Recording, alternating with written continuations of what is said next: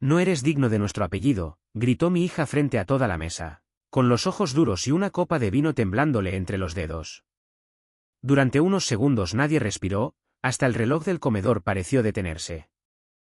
Yo tragué saliva, apoyé las manos en las rodillas para no mostrar el temblor y respondí con una calma que, en realidad, me quemaba por dentro. Entonces, prepárate para no tenerlo más.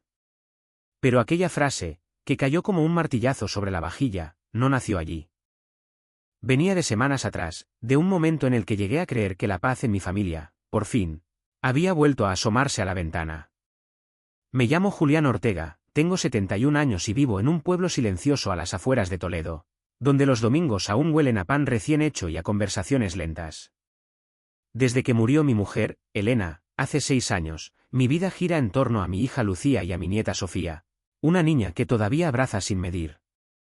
Lucía siempre fue motivo de orgullo para mí, estudios, carrera, un futuro brillante en un estudio de arquitectura de Madrid. Yo pensé que lo había hecho bien, que mis 4 décadas entre serrín y madera habían dado un fruto noble. Cada mes, casi por costumbre, le enviaba 1.200 euros para ayudarla con la niña. Ella nunca decía que los necesitaba, pero tampoco los rechazaba. Y aquel marzo de 2024, quizá por nostalgia, quizá por amor, decidí dar un paso más, poner la casa familiar, la que levanté con mis manos en el 85, a su nombre. Creí que era un regalo. No sabía que sería la chispa que lo quemaría todo. El 6 de abril fui a cenar a su ático en Madrid. Había invitados del trabajo, su nuevo novio, Sergio, un empresario con demasiada confianza en sí mismo, y un ambiente de copa cara y sonrisas calculadas. Yo llevé una botella de vino del 99, el año en que nació Lucía, pensando que le haría ilusión. La conversación iba tranquila hasta que Sergio, con ese tono que parece pulido por el dinero, comentó: «Debe de ser curioso trabajar con las manos. Aunque imagino que ya no compensa mucho». Lucía rió. Una risa breve, seca, que me cruzó el pecho como una astilla. «Papá aún cree que el valor está en el esfuerzo», dijo, sin mirar si me hería. No respondí. A mi edad uno aprende que el silencio protege más que las palabras.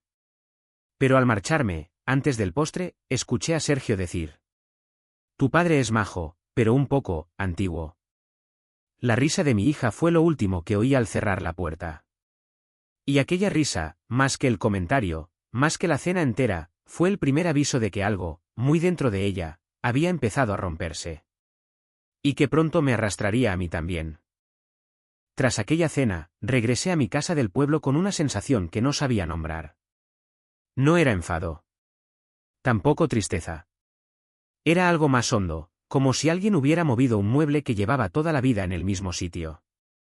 Los días siguientes procuré seguir con mi rutina, abrir las ventanas al amanecer, revisar el pequeño huerto, tomar café en la mesa donde Elena y yo solíamos leer el periódico. La vida, cuando uno es mayor, se sostiene en esos gestos mínimos. Yo pensé que la distancia le serviría a Lucía para reflexionar. Siempre volvía. Desde pequeña tenía ese carácter impetuoso que heredó de su madre, aunque sin su dulzura para pedir perdón. Mi relación con ella parecía estable, incluso cordial. Cada jueves me enviaba fotos de Sofía, la niña en el colegio, con un dibujo nuevo, o en la plaza del Retiro alimentando palomas. Esos mensajes eran mi manera de seguir respirando. A mediados de abril, como cada mes, fui al banco a revisar mis cuentas. No esperaba nada fuera de lo común. Pero al abrir el correo electrónico, allí estaba. Transferencia emitida, 60.000 € de la cuenta Ortega Propiedades. El cuerpo se me heló, como si alguien hubiera vaciado un cubo de agua sobre mis hombros. Miré 2 veces la pantalla, luego una tercera. Era real. Llamé a Luis, mi gestor, un hombre que me ha visto envejecer detrás de su mesa llena de carpetas. Dijiste que querías formalizar la donación de la casa, Julián, pero esto del dinero no me lo comentaste. Luis, yo no he autorizado nada. Hubo un silencio largo al otro lado. Ella trajo un documento firmado por ti. Una copia notarial. Mi firma no está allí. No puede estarlo. Sentí, por primera vez, un temblor en las rodillas. No era rabia. Era incredulidad. Lucía, mi hija, había falsificado mi autorización. Y, aún así, mi mente buscó excusas para ella, un error, un malentendido, alguien la habría presionado. Cualquier cosa antes de aceptar lo evidente. Esa misma tarde cogí el coche y me planté en Madrid. La esperé frente a su portal, viendo salir a gente con prisa, escuchando el rumor del tráfico que hace sentir a uno más viejo. Cuando por fin apareció con Sofía de la mano, creyó que estaba allí para una visita improvisada. ¿Qué haces aquí, papá? Vine a preguntarte si los 60.000 euros te alcanzan, o si tienes pensado vender también mi nombre. Su rostro cambió. Un gesto rápido, defensivo. No dramatices. Es mi herencia, ¿no? Solo la he adelantado. Herencia es lo que se recibe cuando un padre ya no está. Y yo, Lucía, sigo aquí. Ella desvió la mirada. Sofía me abrazó sin entender nada.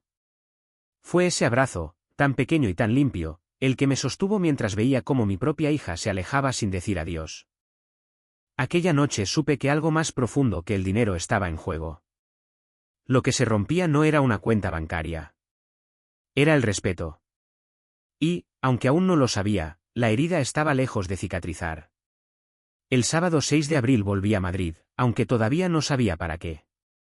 Quizá por mantener las formas, quizá porque Sofía se alegraba siempre de verme.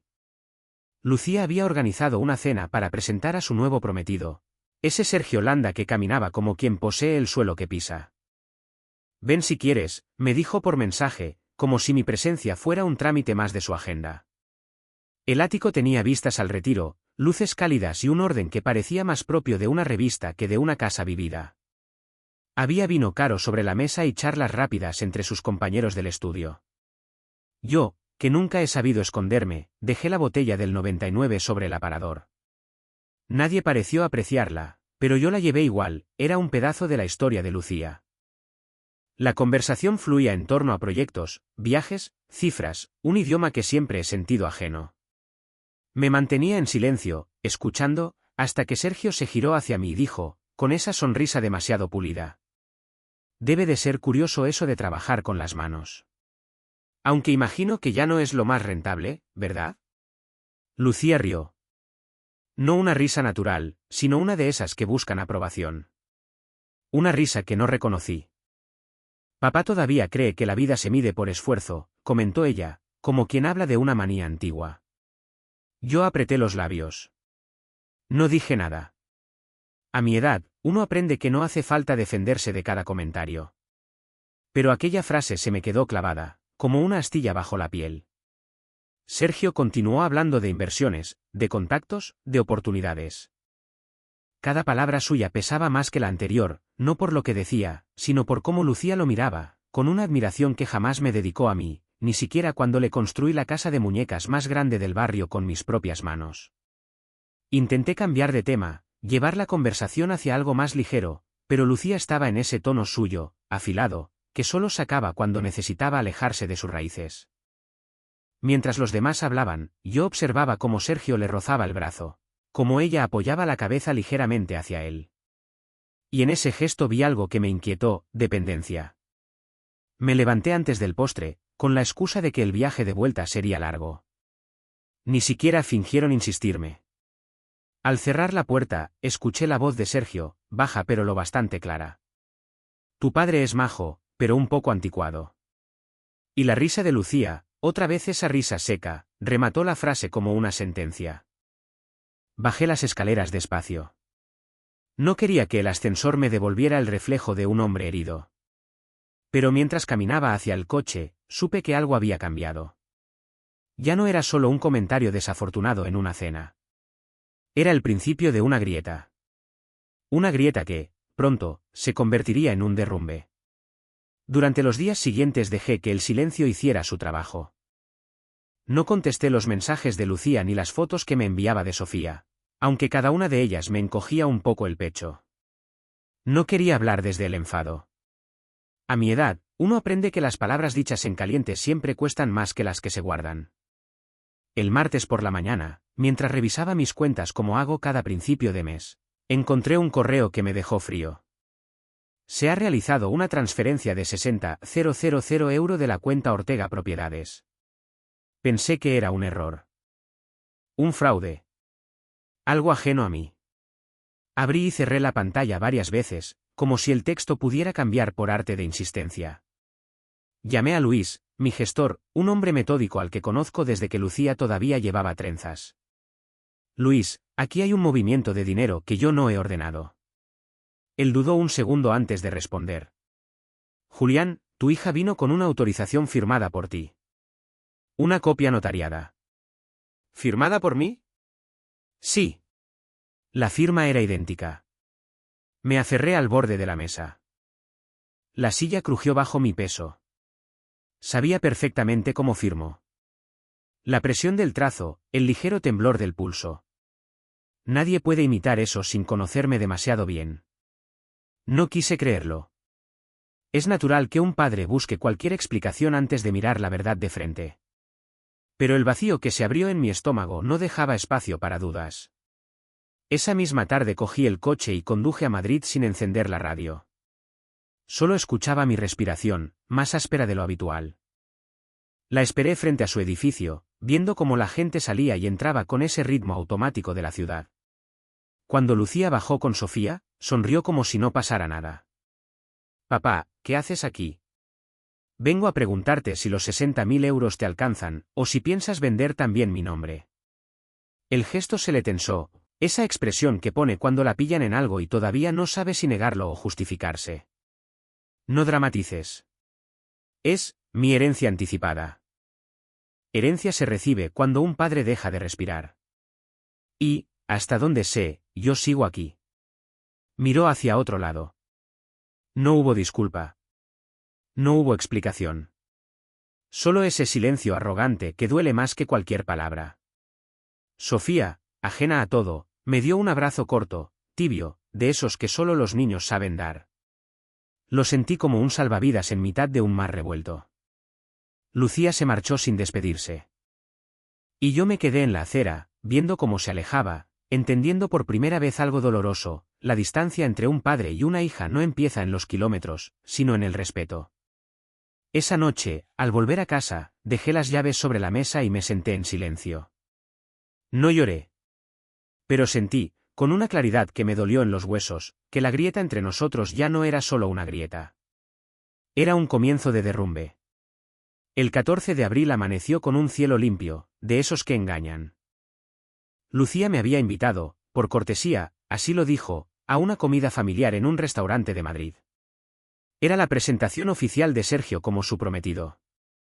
No quería ir, pero pensé en Sofía, en su ilusión por verme, en la forma en que corre hacia mí cada vez que aparezco en su vida. Eso fue lo que me hizo vestir la chaqueta y tomar el tren. El salón del restaurante estaba decorado con madera oscura y lámparas cálidas. Éramos 9 alrededor de una mesa larga, compañeros de Lucía, una pareja amiga de Sergio, y nosotros 3. Desde que me senté, noté que algo iba a torcerse. Lucía evitaba mi mirada, y Sergio hablaba demasiado alto, como quien quiere que el mundo lo escuche. La comida avanzaba con pequeñas tensiones disfrazadas de cordialidad. Yo respondía educadamente, sin entrar en ninguna conversación que pudiera herirme más de lo que ya venía herido. No quería estropear el día de mi nieta. Fue Sergio quien, levantando su copa, inició el derrumbe. Brindemos por los nuevos tiempos, dijo. Por dejar atrás los apellidos que ya no representan lo que somos. Por el futuro, del apellido Landa Ortega. Algunos rieron. Otros aplaudieron con esa educación superficial tan común en Madrid. Yo, en cambio, sentí como algo dentro de mi pecho se tensaba. Lucía sonrió. Siempre pensé que Ortega sonaba demasiado rústico. Esto encaja mejor con lo que quiero para Sofía. El silencio cayó de golpe. No sé si porque lo dijeron muy alto o porque todos entendieron que aquello ya no era una broma. Apoyé las manos sobre la mesa. No temblaban, pero me costó hablar. ¿Rústico? Tus abuelos levantaron ese apellido con trabajo. Con dignidad. Con un pan en la mesa y las manos llenas de serrín. Lucía, sin retirar su sonrisa, replicó. Papá, no puedes vivir anclado en el pasado. Quiero que Sofía crezca con otras referencias, no con historias de pobreza. Aquello me atravesó. No por lo que dijo, sino por cómo lo dijo, con la seguridad de quien ya no reconoce el valor de lo que recibió. Entonces llegó la frase. La frase que, aunque aún resuena en mis noches, no dolió por su dureza, sino por la voz que la pronunció. Papá, no eres digno de nuestro apellido. Sergio bajó la mirada. Los demás fingieron interés en sus platos. Yo respiré hondo, como quien recoge las últimas fuerzas que le quedan. Entonces prepárate para no tenerlo más. No levanté la voz. No hice un gesto brusco. Solo dije la verdad. Me levanté despacio, dejé la servilleta sobre el plato y salí del restaurante sin mirar atrás. En la calle, el aire frío me golpeó la cara. Y ahí, en mitad del ruido de Madrid, entendí que aquello ya no era una grieta, ni un derrumbe. Era el final de algo que llevaba años sosteniéndose por mí solo. Y que, a partir de ese momento, debía empezar a dejar caer. Aquella noche regresé al pueblo sin encender la radio, sin buscar distracciones. La carretera, oscura y recta, parecía acompañar mi silencio. No sentía rabia. A mis 71 años la rabia ya no tiene sitio, lo que queda es una tristeza firme, la que se instala cuando uno comprende que el daño ya no se puede disfrazar de malentendido. Al llegar a casa, colgué la chaqueta con un cuidado extraño, como si fuera a romperse. Me senté un rato en la cocina, con las manos abiertas sobre la mesa, mirando el reloj que había comprado con Elena el año que nació Lucía. Tic-tac, tic-tac. Cada segundo parecía recordarme que había llegado el momento de tomar una decisión que llevaba meses esquivando. Fui al dormitorio y abrí el viejo archivador metálico donde guardo la vida escrita en papeles, escrituras, recibos, certificados, las cuentas del taller que aún alquilo. Allí estaba todo. La casa que construí en el 85. Las 2 cuentas conjuntas. Los ahorros de toda una vida. Y mientras revisaba esos documentos, sentí algo que no sentía desde la muerte de Elena. Un golpe seco de lucidez.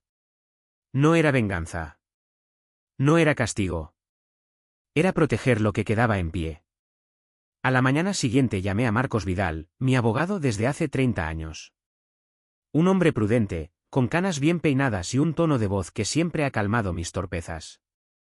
Marcos, necesito verte hoy. ¿Ha pasado algo grave? Ha pasado lo suficiente. En su despacho, no tuve que explicar demasiados detalles. Él conocía la historia, conocía a Lucía, conocía mis silencios. Quiero anular la donación de la casa, dije. Y quiero modificar mi testamento. Marcos dejó la pluma sobre la mesa. ¿Estás seguro, Julián? Más que nunca. Durante las semanas siguientes iniciamos el proceso. No fue rápido, pero tampoco complicado. La casa volvió legalmente a mi nombre. Abrí una nueva cuenta donde transferí mis ahorros, 312.000 euros. Lo hice sin temblor. Sin dudas. Después redactamos el nuevo testamento. Solo una heredera. Sofía. Mi nieta. La única que me mira sin pedir nada a cambio. Lucía quedaría excluida. No era un castigo, era una frontera. Un modo de decir, esto no se destruye por orgullo. Sin embargo, antes de firmarlo, algo dentro de mí, quizá la parte que aún recuerda la voz de Lucía cuando tenía 5 años, me pidió hacer una última cosa, hablar con ella. No para que cambiara nada, no para recuperar lo perdido, sino para que supiera que mi decisión no era impulso ni despecho. Era justicia. La única que un padre puede permitirse sin perder su dignidad. Así que pedí cita en el café de Toledo donde desayunábamos cuando ella era niña. Necesitaba verla una vez más antes de cerrar definitivamente la puerta. La herida ya era profunda. Pero todavía quedaba una verdad que debía decirse. La cité el 1 de mayo, a las 11 de la mañana, en el café de Toledo donde solíamos desayunar cuando era niña. Aquel consuelo de baldosas antiguas y olor a pan tostado. Llegué 15 minutos antes, como siempre. Me senté junto a la ventana y pedí un café solo. Lo bebí despacio, dejando que el amargor me preparase para lo que venía. Lucía llegó tarde. Siempre ha llegado tarde cuando algo no le convenía. Llevaba gafas de sol, aunque dentro no hacían falta, y un gesto altivo que parecía más una armadura que una postura. Papá, dime rápido. Tengo una reunión. Asentí sin reproches. Saqué del maletín un sobre grueso y lo dejé sobre la mesa. Ella lo miró con desconfianza. ¿Qué es esto? Mi Nuevo Testamento. Sus dedos se tensaron, pero no retiró la mano. He cambiado todo, continué. La casa vuelve a estar a mi nombre. ¿Y mis ahorros? También. Se quitó las gafas despacio, revelando unos ojos que no supe leer al principio, mezcla de sorpresa y algo que quizá era miedo. No puedes hacerme esto. Lucía, es lo que he decidido. Abrió el sobre. Pasó las páginas con rapidez, como quien busca una frase que niegue lo evidente. Cuando llegó al final, levantó la vista. ¿Solo Sofía? ¿Se lo dejas todo a ella? Sí. Pero soy tu hija. Su voz tembló. Por un momento, vi a la niña que pedía explicaciones cuando le quitaba un juguete por haberse portado mal. Respiré hondo antes de responder. Ser hija no es un título, Lucía. Es un vínculo. Y tú lo rompiste. Fue un enfado, papá. Dije cosas que no. Levanté la mano, suavemente. No fue solo lo que dijiste. Fue como lo dijiste. Y lo que hiciste antes. La firma falsificada, el desprecio, esa vergüenza que me obligaste a tragar delante de todos. Ella se apartó ligeramente hacia atrás, como si las palabras empujaran. ¿Y esto qué es entonces? ¿Una venganza? Negué con calma. No, hija.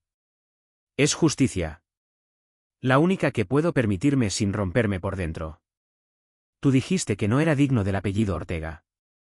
Bien, entonces, desde hoy, ese apellido no te pesará más. No habrá herencias que te aten a él. Ni casas. Ni cuentas. Ni nada que no hayas ganado por ti misma. Lucía cerró el sobre con manos torpes. No me lo creo. No tienes que creerlo. Solo aceptarlo. Se levantó de golpe, la silla chirrió contra el suelo. No pienso permitirlo. Puedes intentar lo que quieras, pero está todo firmado. Y es legal. Durante unos segundos se quedó de pie, sin saber si marcharse o sentarse. Al final dio media vuelta y caminó hacia la puerta. Justo antes de salir, dijo sin mirarme. Te arrepentirás. No respondí. No hacía falta. Cuando la puerta se cerró tras ella, el café volvió a su ruido habitual. Yo me quedé mirando mi taza vacía. No sentí alivio. Tampoco tristeza. Sentí algo más sencillo, casi humilde, coherencia. La sensación de haber defendido, por primera vez en mucho tiempo, la dignidad que mis padres me enseñaron. Aflojé el nudo de la chaqueta, salí a la calle y respiré el aire tibio de mayo. El camino más duro ya estaba hecho. Solo quedaba esperar lo que la vida hiciera después con aquella verdad. Los 3 meses siguientes pasaron con un silencio limpio. No un silencio hostil, sino ese espacio que la vida abre cuando algo necesita recolocarse. Yo seguí con mi rutina, el café temprano, el huerto, las caminatas lentas por la ribera del Tajo. A veces pensaba en Lucía, sí, pero sin rencor. El tiempo, cuando se mira de frente, sabe limar aristas. No supe nada de ella. Ni llamadas. Ni mensajes. Ni fotos de Sofía. Me acostumbré a la ausencia como uno se acostumbra a una habitación que ya no se usa, sigue ahí, pero sin ocupar sitio. A finales de julio, una mañana calurosa, encontré un sobre blanco en el buzón. Reconocí la letra de Lucía al instante. Me quedé un buen rato con él en la mano antes de abrirlo, como si el papel pudiera quemarme. Dentro había una carta de 4 párrafos. Su tono era distinto desde la primera línea. Papá, este verano he trabajado de camarera en un chiringuito de la playa. 12 horas diarias. A veces sin descanso. He sentido el cansancio en las piernas y en la cabeza. He sentido lo que significa ganarse algo. No te imaginas cuánto he pensado en ti. Seguí leyendo, despacio. No supe ver el valor de lo que me diste. Lo confundí con obligación. Con pasado. Con limitación. No entendí que el apellido Ortega no es un peso, sino un origen. Me avergoncé de lo que nunca debía avergonzarme. Hubo un punto en que tuve que detenerme. No por emoción, sino para sostener la respiración. He vuelto a usar nuestro apellido, papá. Ortega. Lo hago ahora con orgullo. Porque por fin sé lo que significa trabajar con las manos, y con el alma. Perdóname por olvidarlo. Dobló la carta con un cuidado que reconocí. Ese gesto, más que sus palabras, me devolvió a la niña que llevaba trenzas y olía a jabón. La guardé junto a las fotos de Elena, en el cajón donde guardo lo que no quiero que el tiempo desgaste. No llamé a Lucía ese día. Ni al siguiente. A veces la reconciliación necesita reposar, igual que la madera recién barnizada. Una semana después recibí un mensaje breve. ¿Puedo ir el domingo con Sofía? Respondí con otra frase igual de sencilla. Cuando queráis. El domingo amaneció con una luz suave, de esas que apenas levantan sombras. Preparé café para 2, aunque éramos 3. Dejé la puerta abierta para que no tuvieran que llamar. Cuando escuché los pasos de mi nieta corriendo por el pasillo, supe que algo, sin ruido, había vuelto a su sitio. No hubo grandes discursos. Solo un abrazo torpe, un papá dicho en voz baja, y esa sensación de que lo esencial, cuando se cuida, siempre encuentra el camino de regreso. Al caer la tarde salí al patio con mi taza de café. El aire olía a tierra húmeda. Miré la casa que construí en el 85. Miré el cielo apagándose. Y comprendí que mi apellido, mi historia, mi esfuerzo, mi nombre, nunca había estado en riesgo. Era ella quien tenía que reencontrarlo. La paz volvió despacio, como la luz cuando entra en una habitación cerrada demasiado tiempo. Y por primera vez en muchos meses, la casa volvió a sentirse hogar.